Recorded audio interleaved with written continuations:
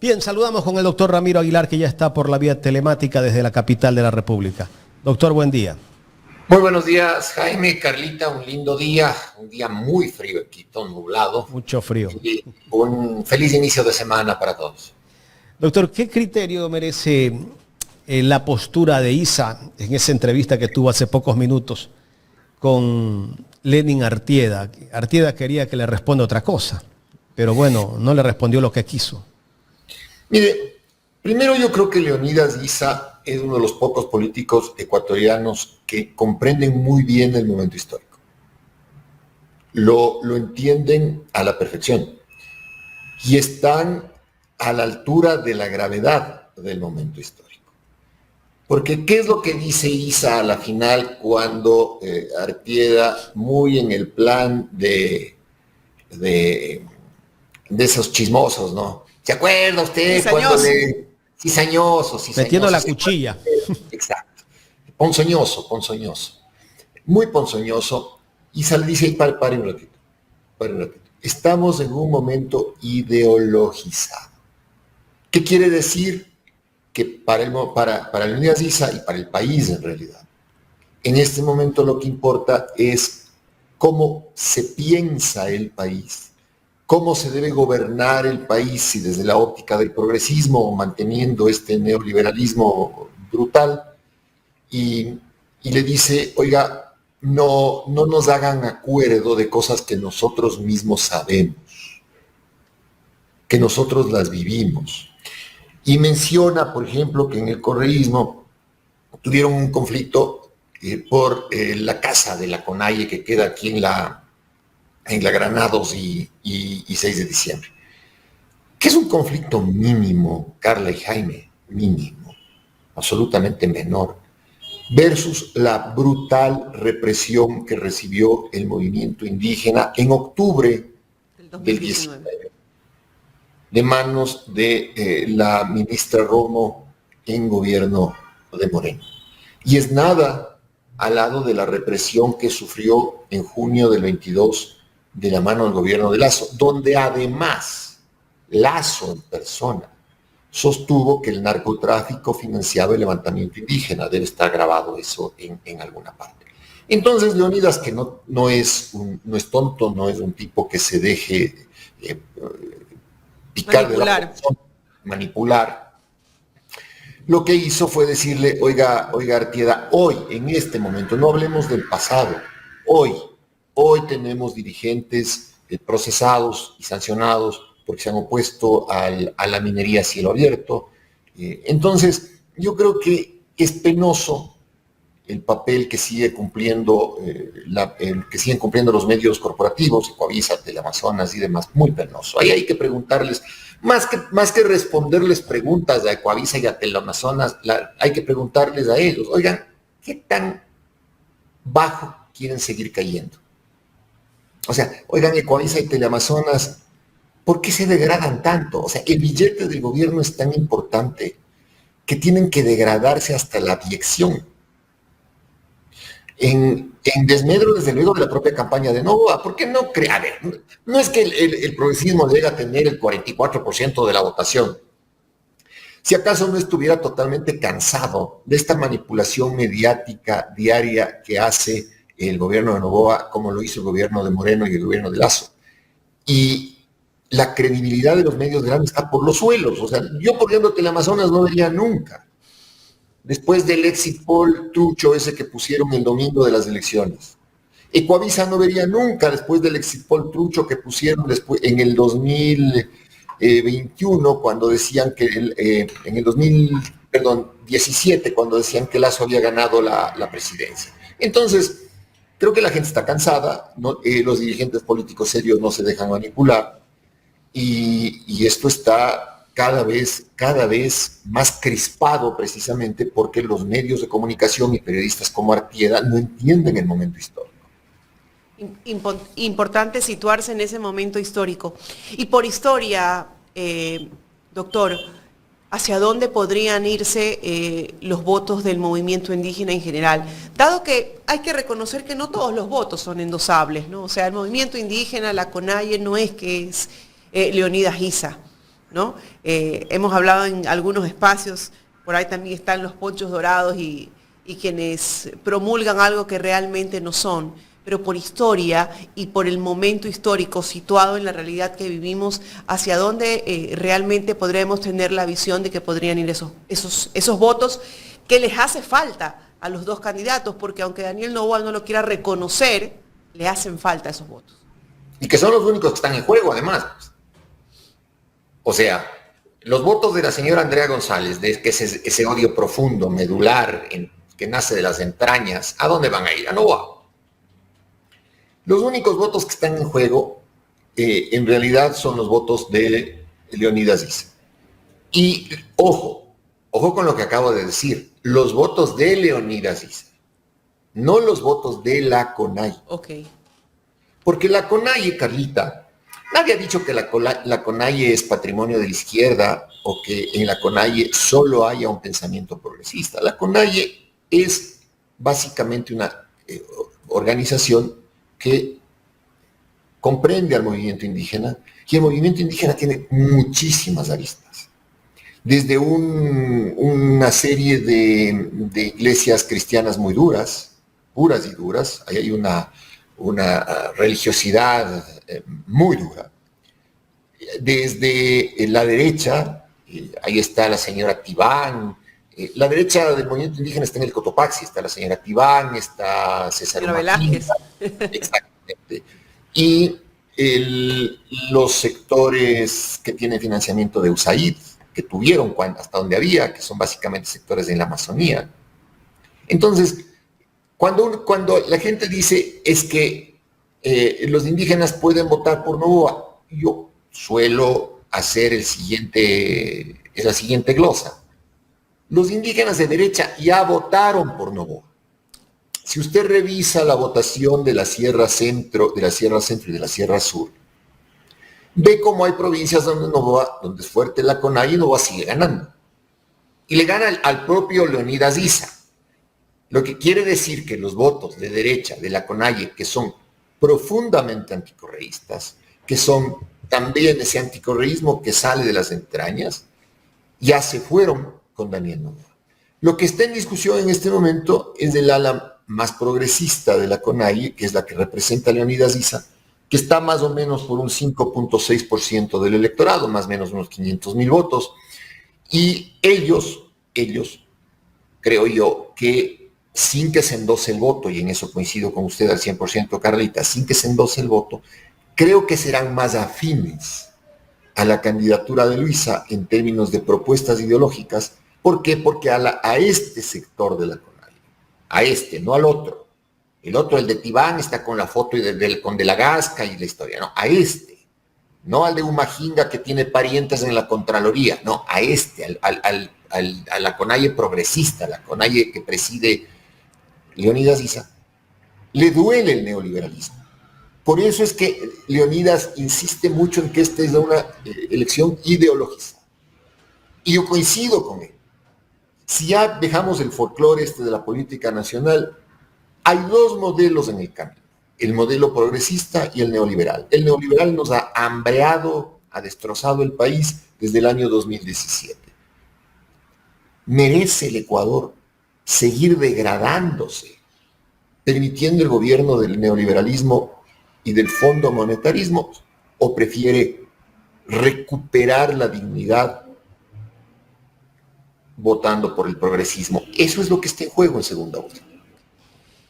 Retrocediendo un poco a justamente ese proceso electoral y a lo que se vivió, a cómo se vivió el proceso electoral, la Revolución Ciudadana, Luisa González, jamás dijo vamos a ganar en una sola vuelta. Nunca fue esa la narrativa que trataron de imponer, mientras que el gobierno sí, el oficialismo, el presidente Daniel Noboa trató de imponerlo. De hecho, como usted hacía referencia, yo no viera un canal donde nos salen con unas encuestas que definitivamente demostraron totalmente lo contrario. ¿Qué pretendía el gobierno? ¿El gobierno sabía la realidad a lo que se enfrentaba? Esa es una pregunta súper interesante, Carlita, porque créame que la he pensado varios días. El silencio de Noboa postelectoral, que fue un silencio de un candidato y presidente que queda en shock, es el silencio de alguien que probablemente estuvo convencido de que ganaba en primera vuelta.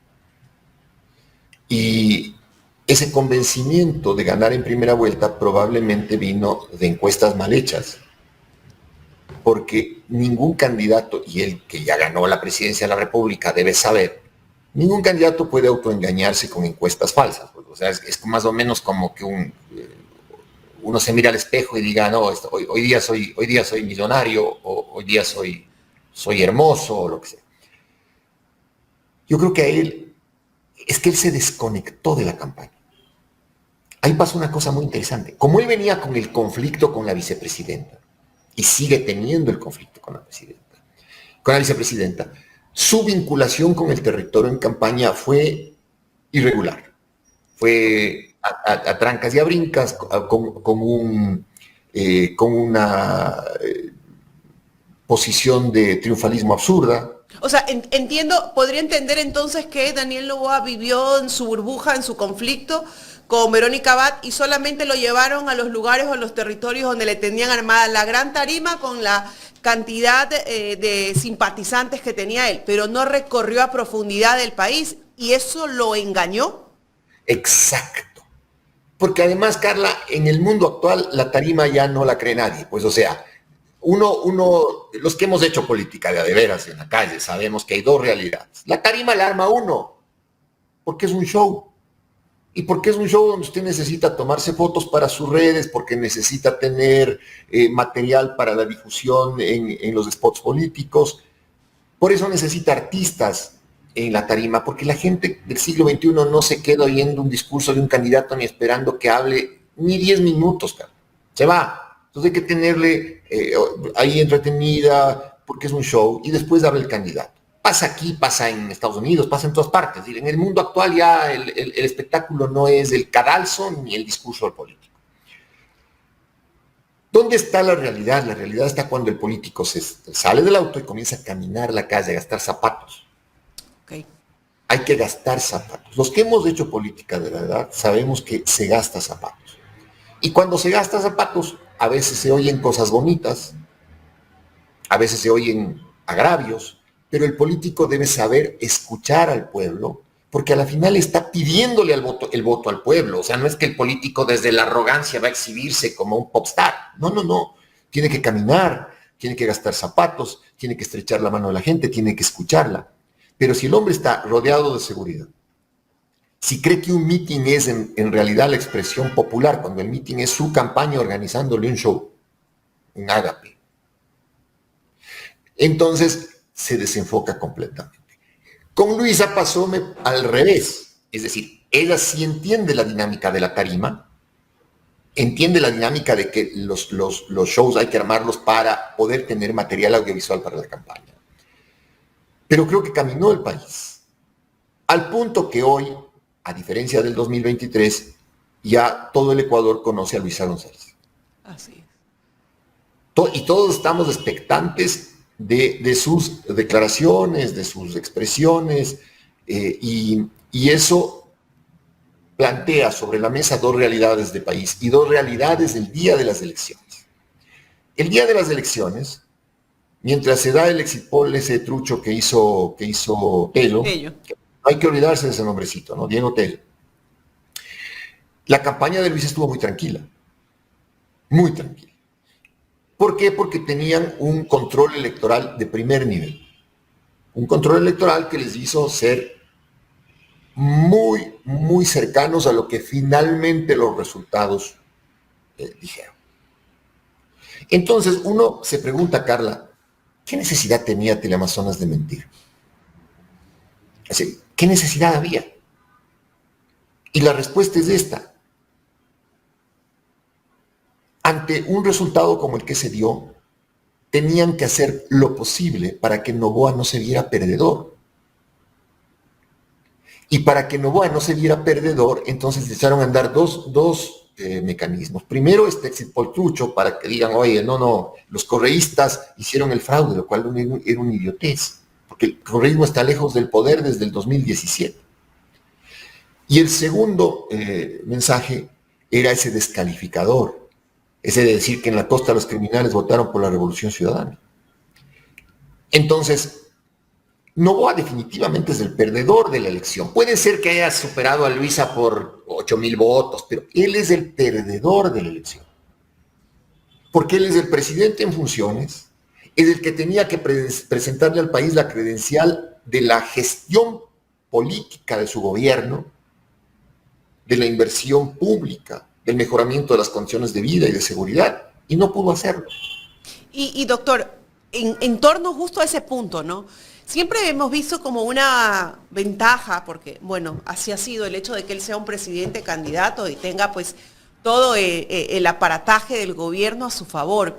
Pero yo me pregunto si con esos resultados que tuvimos y con la situación actual que vive el país, realmente le está jugando a su favor ser un presidente candidato. Es lo que me pregunto en estos momentos, porque debería tener todo a su favor y debería tener la situación del país a su favor, cosa que no la tiene y que la estamos viendo todos los días. Playas, muertos, o sea, parece que no le está funcionando.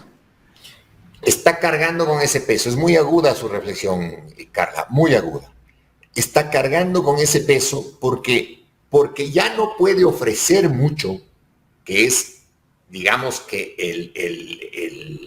el gran activo que tiene un candidato, ¿no es cierto? El gran activo que tiene un candidato es: este gobierno es malo y yo te ofrezco ser mejor. Él no puede decir este gobierno es malo porque es el de él. Y no tiene mucho que ofrecer porque en un año no ha cambiado mayor cosa, al contrario, ha empeorado en temas de seguridad, en temas de relaciones internacionales, en temas económicos, en temas de política pública. De cero inversión en el Ecuador ha empeorado el gobierno que recibió de Lasso.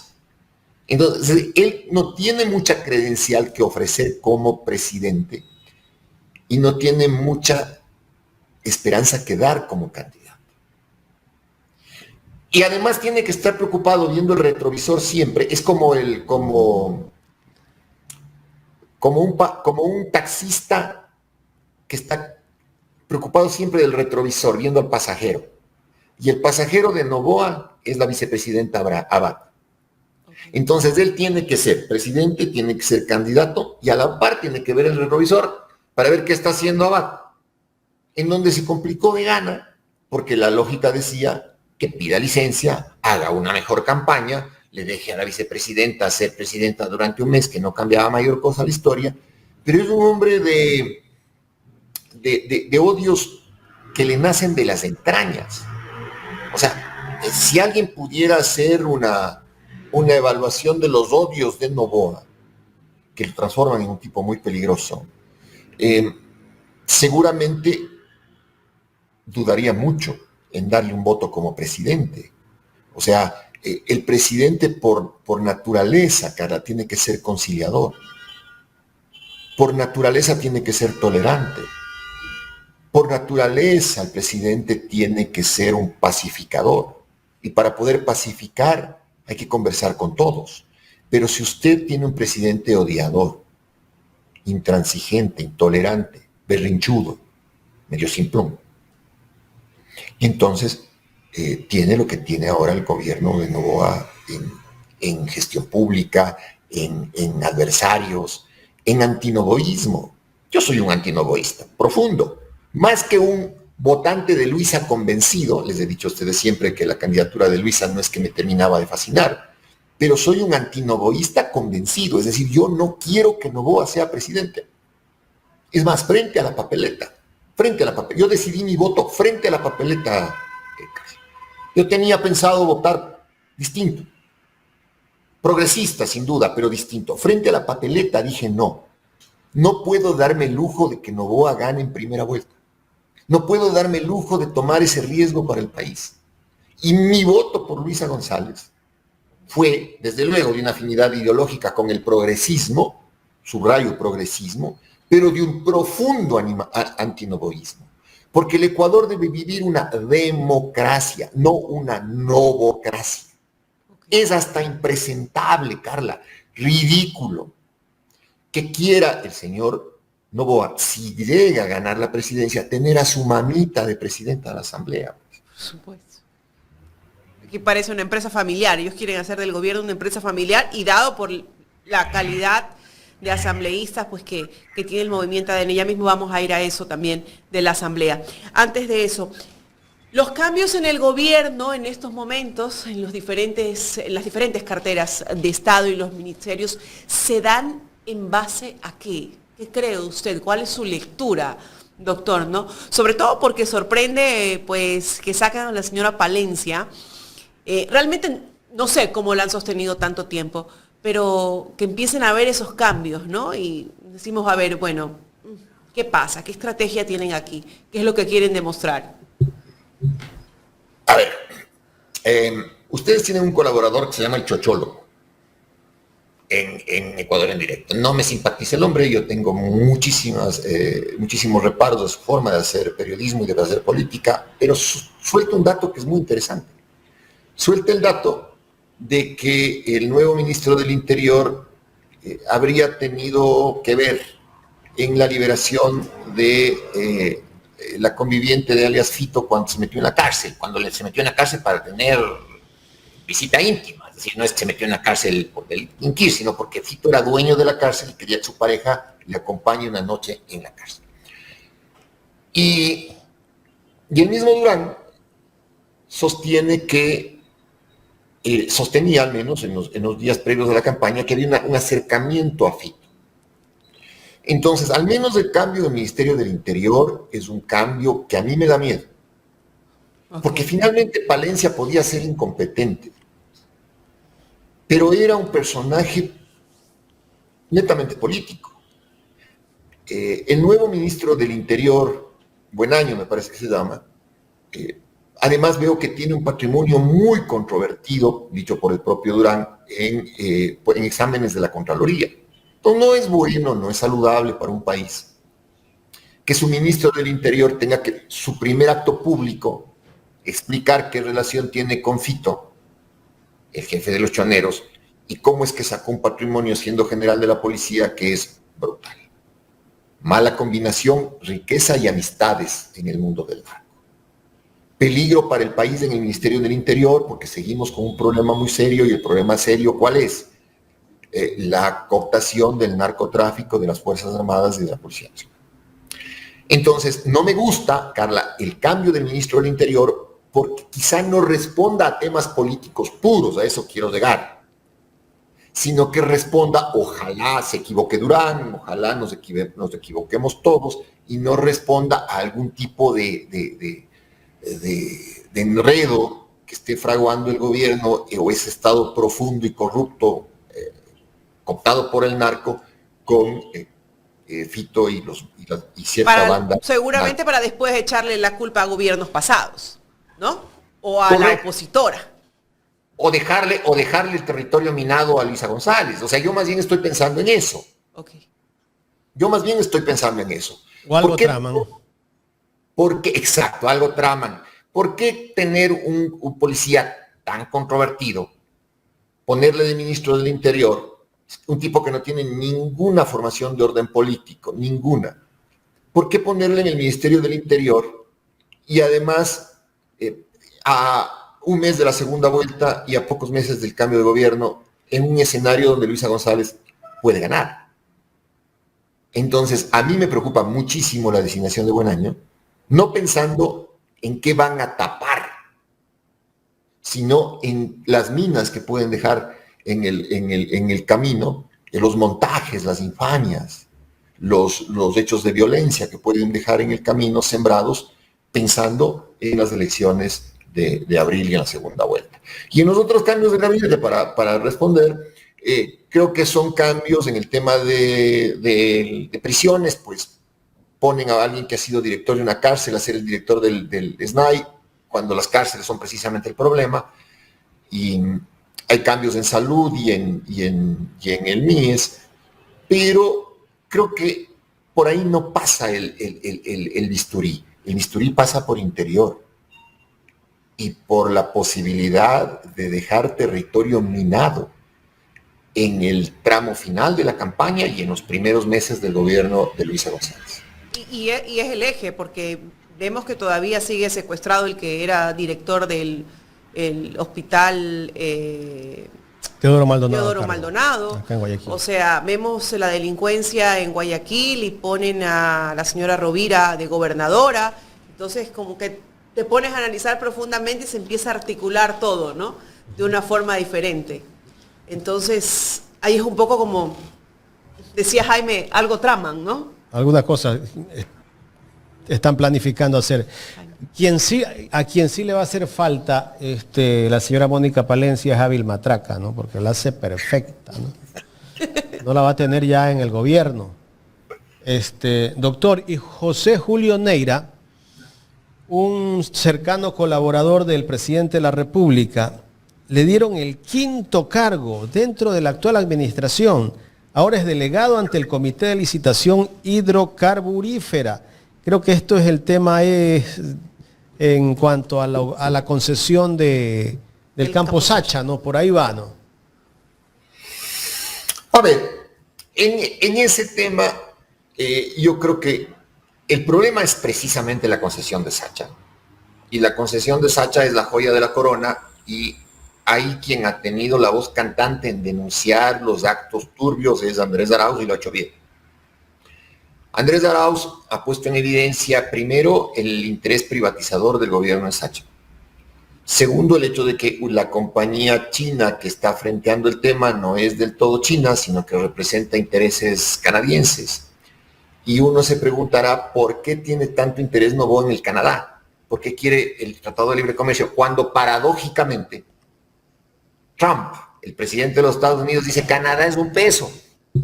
Canadá no produce nada. Canadá sería feliz siendo el estado 51 de la Unión Americana. El déficit comercial es brutal. Entonces uno dice, a ver, si Canadá no le sirve comercialmente a su vecino, a los Estados Unidos, ¿qué interés tiene Novoa en las empresas canadienses para un país más distante, más tropical, más pequeño, como es el Ecuador? Y entonces uno comienza a aprender las alertas, y en eso ha hecho bien Andrés Arauz, porque podría ser que no sea que le interese hacer negocios con Canadá, sino que le interese hacer negocios consigo mismo con empresas domiciliadas en el Canadá. ¿Sí? Y eso el gobierno está en la obligación de desvirtuar. En la obligación. Y estos cambios de Neira de un lado a otro dan la impresión de que el gobierno lo que busca es la mano firmadora. La mano firmadora. ¿Y una persona puede tener 5 cargos a la vez? No, pues no puede tener 5 cargos a la vez porque la jornada laboral es de 8 horas y el día tiene 20 pulpo horas. o mandrake. Exactamente. Exactamente. Entonces, pero si usted busca solo la mano firmadora, solo el firmón, entonces puede tener, primero, escasez de firmones, y por eso tiene que recurrir siempre al mismo. Pobre hombre, el día que no sea presidente Novoa, ¿no? ¿Por cuántas cosas tendrá que responder? Hay muchos de ese calibre, mi querido Jaime, hay muchos de ese calibre, muchísimos de ese calibre. Y el problema de eso es que tiene usted una Contraloría inexistente. O sea, a mí no me interesa Neira, a mí no me interesa en abstracto el funcionario público, no, a mí me interesa el ente de control. El ente de control. El ente de control en este momento está en las peores manos que pudo haber estado. Salvo, desde luego, aquellos que están procesados, es decir, Polid y Celi. Uno debería tener un contralor eficiente, una contraloría muy técnica y muy profesional. Debería tener. Pero el contralor no existe. Porque al menos el Contralor debería observar estos movimientos de Neira y estos movimientos de estas personas que tienen 5 o 6 funciones buscando el firmón. Y no lo hace. No lo hace. Entonces, en un país donde el Contralor no existe, y revisen, por favor, el presupuesto de la Contraloría General del Estado. Su gestión, que es donde se ve si la entidad sirve o no. En la gestión. Es una institución sin gestión. Sin gestión. Han llevado ahí a una cosa que con sorna a los funcionarios de la Contraloría llaman GLP, Grupo de Lojanos Pipones. El GLP, el Grupo de Lojanos Pipones. El Contralor, y sería bueno que desde la Asamblea le pregunten al Contralor la razón de los traslados administrativos desde Loja a Quito o la designación de su grupete de amigos en distintas áreas de la Contraloría General del Estado. Desde las auditorías externas hasta las propias direcciones de auditoría, de responsabilidades, y tienen ahí una cosa que la propia Contraloría y las más altas esferas de la Contraloría, ¿no? Le llaman la roca, que es una cosa que se llama Dirección de Capacitación, y que ahí este Contralor, envía a lo peor que tiene la Contraloría. A lo peor que tiene la Contraloría. Y hay gente decente en la Dirección de Capacitación que está indebidamente dirigida, incompetentemente dirigida, al igual como hay gente en auditoría que está incompetentemente dirigida, al igual que hay gente en responsabilidades que está incompetentemente dirigida, hay gente en los recursos de revisión que está incompetentemente dirigida, porque hay buenos funcionarios en la Contraloría, hay buenos, pero no hay Contraloría. Entonces, cuando usted me pregunta, Jaime, ¿qué pasa con la entrega del campo Sacha, por ejemplo? Uno no tiene a quién regresar a ver, es decir, no puede golpear la puerta del Contralor, pues porque el Contralor no existe. Doctor, también se reemplazó al ministro de Salud Pública por el señor Edgar Lama Bombúfal, empresario guayaquileño del sector de la salud, pero no es médico, es abogado. ¿Y está confirmado ese nombramiento? Está confirmado. Hasta ayer los medios anunciaban como oficial ya el nombramiento de Lama. Porque me parece que decían también que habían puesto a alguien a un médico que era experto que era cardiólogo y que era experto en trasplantes. Es también parte de este juego de fakes, de rumores falsos. E incluso el portal Primicias ayer lo publicó. Sí, ayer lo publicó. Porque si es así, poner un abogado en salud, Jaime, es terrible. Pues, o sea, pero ahí la culpa no es de Noboa. La culpa es de quien acepta. O sea, Jaime, si a usted o a mí, que tenemos actividades profesionales distintas a la salud, usted en la comunicación y yo en el derecho, nos ofrecen el Ministerio de Salud, ¿qué es lo primero que se nos ocurriría decir? No aceptarlo. No, pero no, gracias. Seguramente lo ponen allí porque el abuelo de él es el dueño de la clínica Kennedy, pues, ¿no? Sí, claro, pero igual mi abuelo era cultivador era un hombre dedicado al agro y eso no me hace a mí experto en agricultura. Así es. O sea, puede ser, Jaime. Es que causa risa. Lógico, quieren ponerle al abuelo de John Lennon, porque el abuelo de John Lennon iba a tener un nieto que era músico, pero por Dios. ¿A dónde vamos con todo lo que hace este gobierno? ¿No? Parece ser que no tiene un norte, no tiene cuadros, no tiene quien lo acompañe. O quizás sigue choqueado por la derrota. O sea, no podemos desvincular nunca las decisiones electorales, las decisiones postelectorales que está tomando el gobierno del shock de la derrota.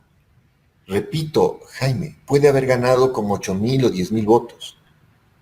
Él perdió la elección, porque él era el presidente y sigue siendo el presidente en funciones, al que le han tolerado, además de ser presidente, ser candidato. Claro. El que tiene todos los recursos de su familia, que pertenece a uno de los grupos económicos más importantes del país, y los recursos del Estado sin contralor, sin tribunal contencioso electoral, tiene todo. Todo, absolutamente todo, y gana por 10,000 votos. Supongamos, vamos a un hipotético caso que él llegue a ganar la elección. La madre de Noboa, presidenta de la Asamblea. Y bueno, seguirá poniendo en los cargos de control, en las instituciones de control a todos sus amigos, pues, ¿no? O sea, claro, pues ¿qué tendríamos allí? El siguiente paso será ponerle al tío Braulio en la Corte Constitucional, el siguiente paso será ponerle al primo Abimael en la Corte Nacional, y ya será entonces, esto no será la República del Ecuador, monarquía. La novocracia, no una democracia, una novocracia. Porque, pero Jaime, por Dios, pero ¿a quién se le ocurre pretender? Ojalá la señora Anabela Sin tenga un poco de criterio, más criterio que su hijo. Y le diga, no, hijo, no está bien, no es correcto que tu mamá sea la presidenta de la Asamblea si tú eres el presidente de la República. Porque la mamita no le puede fiscalizar. No, pues ya sería intocable.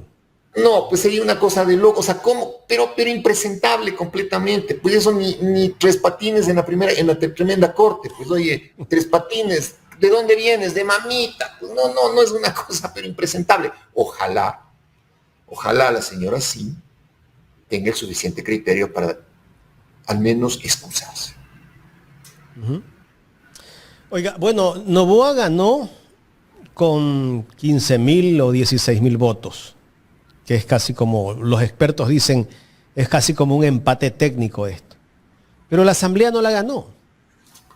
Tiene 66 asambleístas y la Revolución Ciudadana llega a 67 asambleístas. Pero sin embargo, él salió al día siguiente en la radio de los Benedetti, de los Vera, a decir que había ganado todo. Es parte del hecho de que se miente el mismo, ¿no? Se miente el mismo. A ver, en vez de... ¿Cuál es la lectura correcta de esto, Jaime? La lectura correcta de esto es que el Ecuador va al bipartidismo. Es la única lectura posible. Se evapora el resto de movimientos políticos que son meras credenciales electorales y se consolida el bipartidismo. Y el bipartidismo en esencia es eso, dos partidos políticos que piensan distinto. El uno neoliberal absoluto, que es en este caso ADN, antes podía ser Creo, lo que sea, pero el neoliberalismo en la actual encarnación de ADN. Pero ese bipartidismo que estamos hablando en este momento será hasta que el señor de pronto no gana la elección y se termina ADN. No necesariamente. Noboa es joven, es un tipo ambicioso, se quedará picado y querrá volver. Y tendrá sus 66 asambleístas para ponerle piedras en el camino al progresismo, porque además de esos 66 asambleístas no solamente representan a Noboa, representan a los grupos de poder económico y financiero del Ecuador. ¿Sí? No es ahora el cromo que está ahí, como antes fue Lazo y Moreno. No, hay un grupo de poder muy reaccionario, hiperconservador, absolutamente especulativo en términos financieros, dueños de los bonos de la deuda externa ecuatoriana, beneficiarios a través del sistema financiero y de la economía popular y solidaria de lavado de activos. Ese grupo, que es el que tiene entre los dientes el poder, va a seguir manejando estos 66 asambleístas de ADN y Noboa picado querrá volver al poder. Si pierde. Como Guillermo Lazo. Como Guillermo Lazo, correcto. Pero Lazo terminó casi que desapareciendo, creo. Sí, claro, porque Lazo era un tipo en el final de su vida. 70 y pico, 80 y pico de años. Noboa tiene 30 y pico, está en la edad de ser amo del universo. El famoso amo del universo del que hablaba Tom Wolfe. Pero a donde quiero llegar es, en esta asamblea de bipartidismo, va a entrar en discusión, gane quien gane, la gobernabilidad. Y si me pregunta a mí, mi opinión, yo creo que la mejor forma de recomponer la gobernabilidad en un país que está lacerado por el odio y partido por la intransigencia, partido en dos, es una asamblea constituyente, que ya fue bandera de la Revolución Ciudadana en la elección del 23 y que fue bandera del ministro de la Gasca y de Noboa en las semanas previas a la elección del 2025. Hasta enero ellos hablaban de asamblea constituyente. También estaban hablando de eso ellos. Y yo creo que es buena una asamblea constituyente. No hay que tenerle miedo. porque la Constitución del 2008 necesita los ajustes propios de que es una Constitución que fue dictada en un Ecuador distinto, y ahora el Ecuador del 2025 no es ni la sombra de lo que fue el Ecuador del 2008. Entonces yo creo que la constituyente será el siguiente paso de cualquiera de los dos gobiernos que gane, y está bien. Y esta asamblea será más bien una asamblea, digamos que transitoria, hasta que se consolide el proceso de convocatoria a una constituyente y que la constituyente asuma los poderes constituidos. Creo que esa es la mejor salida, Jaime, para el entrampamiento que puede darse en la asamblea. Ahora, en la constituyente puede darse el bipartidismo también, claro que sí, sin la menor duda, pero al menos el poder de la constituyente será mayor que el poder de la asamblea que viene, donde todo dependerá de que no se vendan conciencias. O sea, en los números usted tiene 67, la Revolución Ciudadana dice que pelea un par de más. La ADN Innova tiene 66, pero esos números servirán en la medida en la que no se vendan.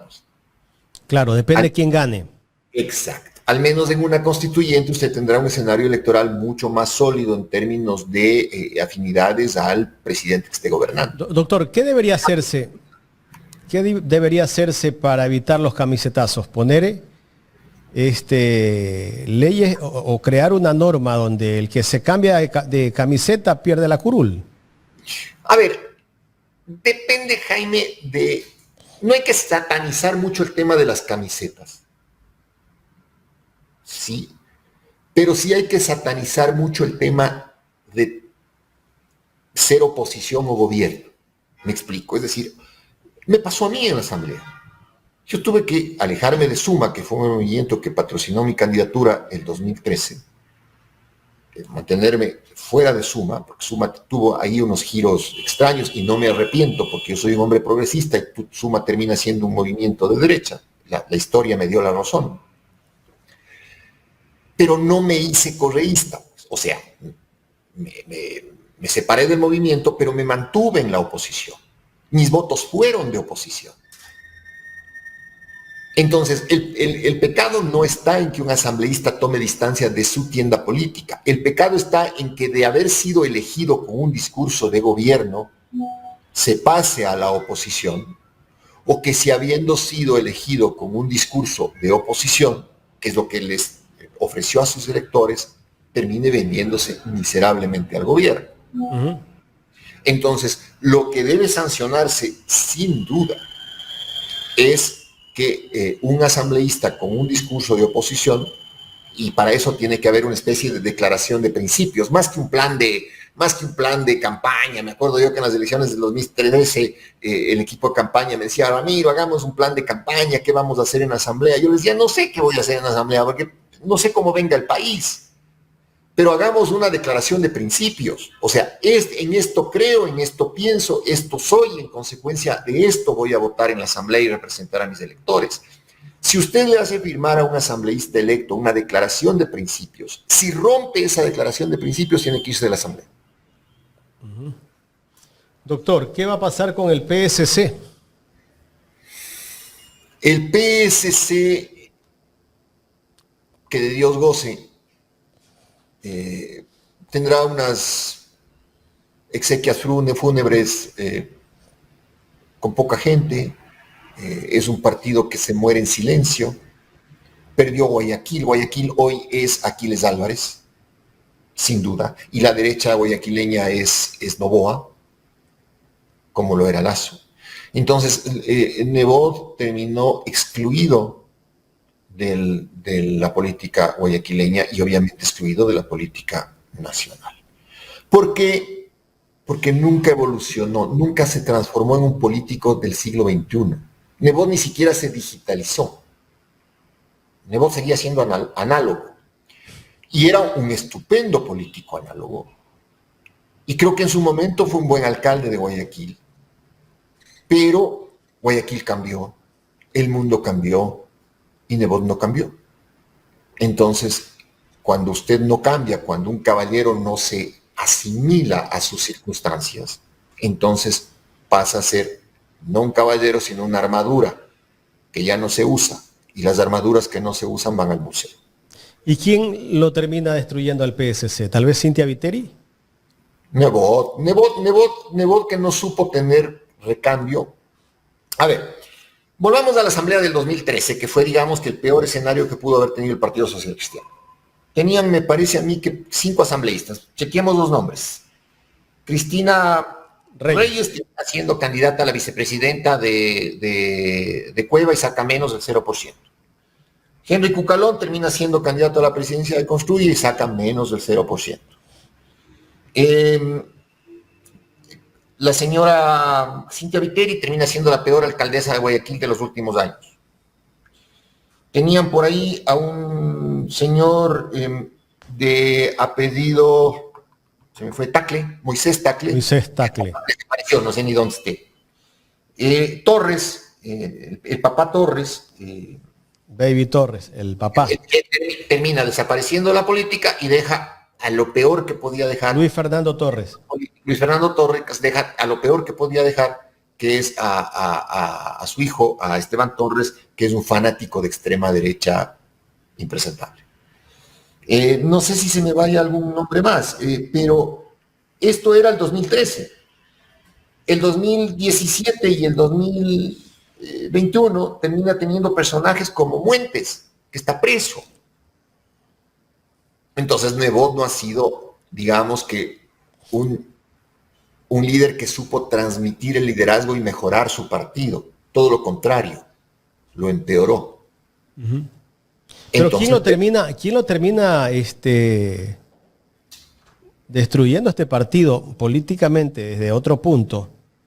Este gobierno, ¿o no? No, pero también no hay que olvidar que el electorado de se le llevó a algunos asambleístas también.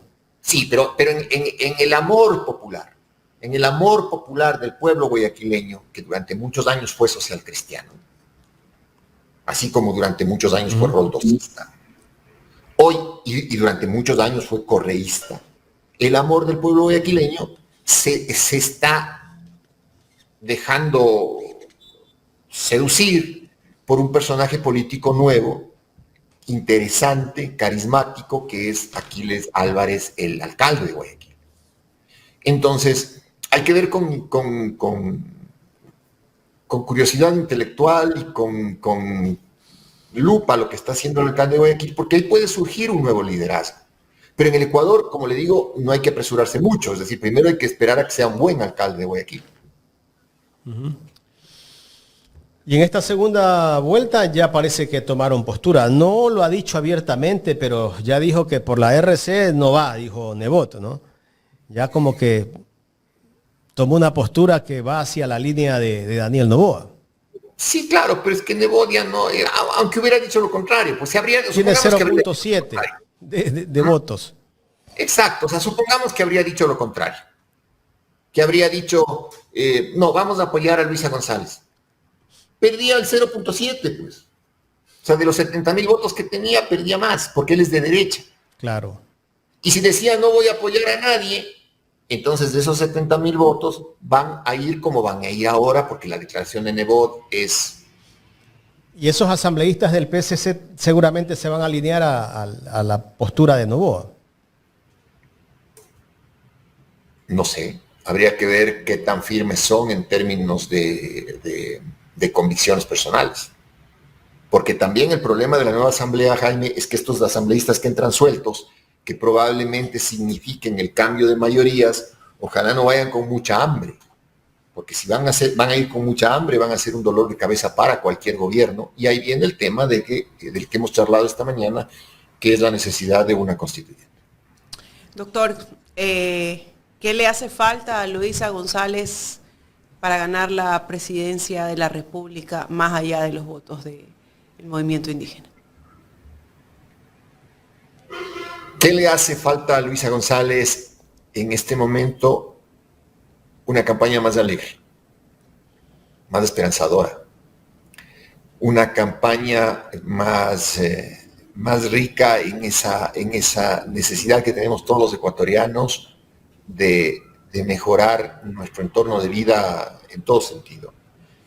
Y y desde luego,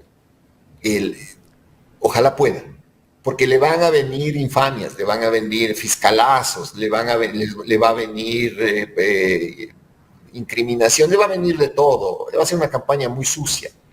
Pero es sucia no contra Luisa González como tal, es sucia contra el líder del movimiento como tal, Revolución Ciudadana, el fundador, vamos a decirlo así, porque al fin de cuentas ella es la presidenta del movimiento. Es sucia con cosas del pasado, entonces, ¿cómo debe de manejar eso ella? Cuidado y buen año le hayan puesto para que la cosa sea más bien contra Luisa y no contra Correa. Cuidado. Por eso hay que analizar toda esta linda entrevista que hemos tenido en una visión sistémica, ¿no? Cuidado. Pero Carla, incluso si las agresiones son a Correa y no a Luisa, aunque yo creo que conforme avance la campaña irán tirando dardos contra Luisa González, reales o falsos. Claro, la derecha no van a tiene, crear bulos. Exacto, no tiene escrúpulos en la infamia. Pero ella debería tener alguien que responda a esa guerra, es decir, debería tener un cuadro político que frentee eso, que no necesariamente es Correa, porque Correa está en Europa, está en México, está en el Twitter, déjenle a Correa en el Twitter, ya finalmente es complicado que un caballo viejo cambie el paso. Déjenle ahí. Pero necesita un cuadro político que termine frenteando la guerra sucia que le va a venir, para que ella en la campaña, en territorio, conduzca una campaña alegre, dinámica, esperanzadora, positiva. Creo que eso le falta. O sea que la capacidad de respuesta que tienen que tener para contrarrestar los ataques va a ser importantísima en esa segunda vuelta. Sin duda. Pero si se concentran solo en responder ataques, no van a cautivar, no van a enamorar los votos que necesitan para poder ganar. ¿Qué hizo que Luisa haya logrado subir del 33% del voto duro correísta al 44%, doctor? El antinovoísmo puro y duro, porque si hay un fenómeno político súper interesante en este año de Noboa, mire, al correísmo le tomó 10 años tener un anticorreísmo feroz. 10 años. Y con una campaña de medios, con fondos de la USAID, con un montón de cosas. El correísmo, el novoísmo, el presidente Noboa, le tardó, solo tuvo necesidad de un año, se tardó un año en tener un antinovoísmo durísimo. O sea, el crecimiento de Luis también es porque hay gente en este Ecuador que piensa, que se da cuenta que Noboa es un tipo peligroso como conductor político del país y que no quiere a Noboa más. No quiere a Noboa más.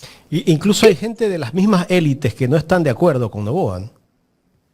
No, por supuesto. Y en este momento, además, yo creo con justa razón, Jaime. O sea, el Grupo Noboa es uno de los grupos económicos más importantes que tiene el país. Si además tiene la presidencia de la República, tiene a Mamita en la Asamblea Nacional y al tío Braulio le ponen en la Corte Constitucional, entonces el Grupo Noboa termina teniendo todo el país. Los otros grupos económicos que tiene el Ecuador podrían competir en igualdad de condiciones. Difícil. Con un competidor directo como Noboa. Imposible. Imposible.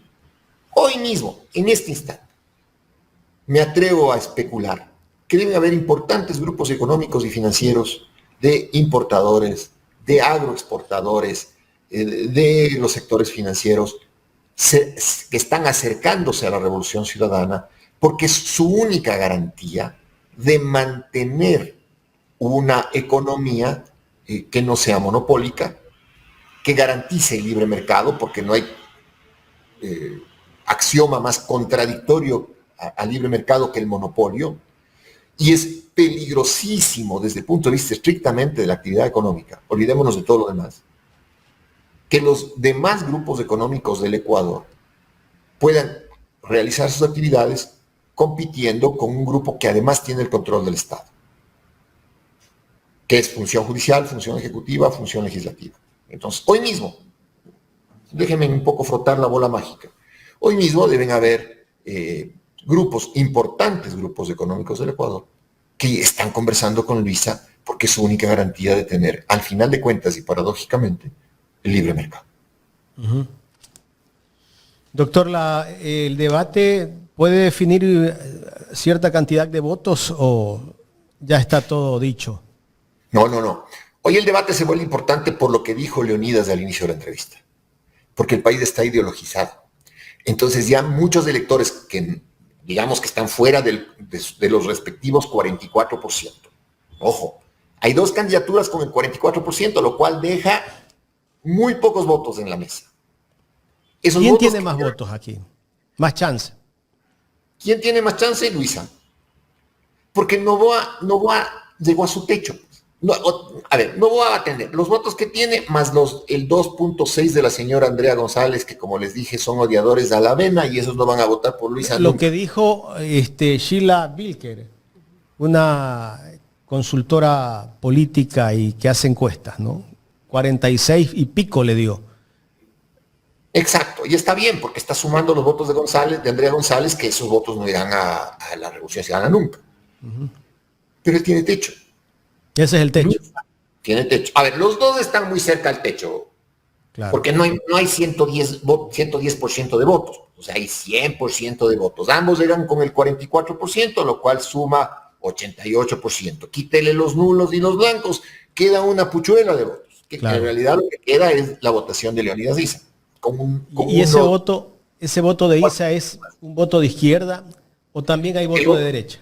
No, en el voto de Leonidas es voto progresista. Por eso yo le decía a Carlita, la CONAIE tiene un sector de derecha, Lourdes Tibán, Humajingas y compañías, pero el sector que le apoya a Leonidas es un sector progresista. Y evidentemente, como es un sector progresista, es más probable que se decante por la opción de Luisa González. Pero hay pocos, le digo, hay los votos de Leonidas Issa y 3 o 4 tallarines más en el plato. No hay más. Uh-huh. No hay más. Entonces, en ese contexto, creo yo que quien tiene posibilidad de crecer hasta llegar al 50%, que es lo que estamos discutiendo en esta mañana, es Luisa González. Uh-huh. Tibán no votó por Issa, ni Velázquez tampoco, creo, ¿no? Ninguna de los dos.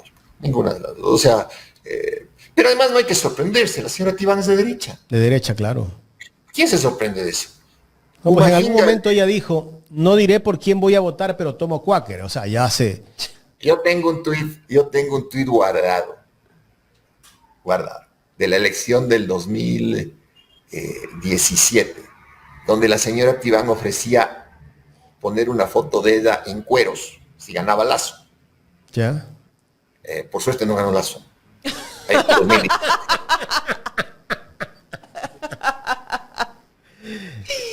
A ver si lo comparte ese para ver si es verdad. Lo tengo, debo tenerlo por ahí, lo tengo, pero lo tengo, o sea, yo lo tengo, por eso lo puedo decir abiertamente, porque me consta, lo tengo guardado porque, a ver, más allá del hecho de que la señora Tibán sea de derecha, fue colega mío en la asamblea entre el 2013 y el 2016, de tal forma que le guardo, como no puede ser de otra manera, las consideraciones que guardo a todos quienes fueron mis colegas en ese periodo. Más allá de que la política nos haya distanciado, en el orden personal guardo las consideraciones que supongo ellos me guardarán a mí. ¿Y el nulo, doctor? ¿Habrá poco nulo? Poco nulo. Habrá poco nulo, yo creo que el nulo se agotó. El nulo se agotó.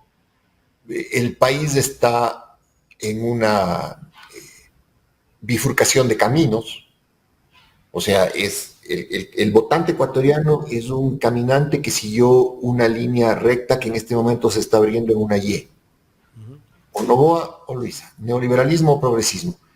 Y si usted va recto, se topa con el poste que separa los caminos, que sería votar nulo. Votar nulo sería caminar recto para darse un narizazo contra el poste que separa los caminos. Y creo que eso no es opción. Entonces el nulo no hay que preocuparse mucho del nulo, hay que preocuparse más del hecho de que no se cometan errores propios en las campañas, ojo, porque estamos partiendo en todo este análisis de que no se cometan errores en la campaña de Luisa y en la campaña de Noboa, para que mantenga su 44. Lo básico en un partido de fútbol es que no te metan goles, es que tengas una buena defensa. no cometer errores. Como al Emelec ayer. Exacto, exactamente. Y en la delantera hacer goles. En la delantera hacer goles. Seducir al electorado. En este momento hay que seducir al electorado. Un electorado que además está arisco. Está muy arisco porque le han mentido hasta el cansancio. Doctor, una pregunta. ¿Verónica Abad va a marcarle presión, va a marcarle agenda a Daniel Noboa en esta segunda vuelta? Porque bueno, de una u otra manera, esa situación con la vicepresidenta tampoco lo ha dejado bien visto al presidente Noboa. Y seguidamente dos cosas, ¿aparecerá la fiscal Diana Salazar en esta segunda vuelta? Porque a lo mejor la necesitan para seguir elevando la narrativa de la corrupción, del narcoestado y de la culpa es de Correa. Aparecerá la señora fiscal, sin duda, sin duda. ¿Pero esporádica o qué? No, aparecerá con toda la capacidad que ha tenido la Fiscalía General de generar infamias. Hacer la candidata 3. Aparecerá, exactamente. Y la señora Abad es una piedra en el zapato de Noboa. Es algo que no le permite ser candidato en territorio. Tiene que estar en su oficina de Carondelet, saliendo los fines de semana, porque no puede tomar licencia y dedicarse a hacer territorio. El miedo que tiene, supongo yo, porque nadie sabe además cuál es el origen de la bronca. Nadie sabe.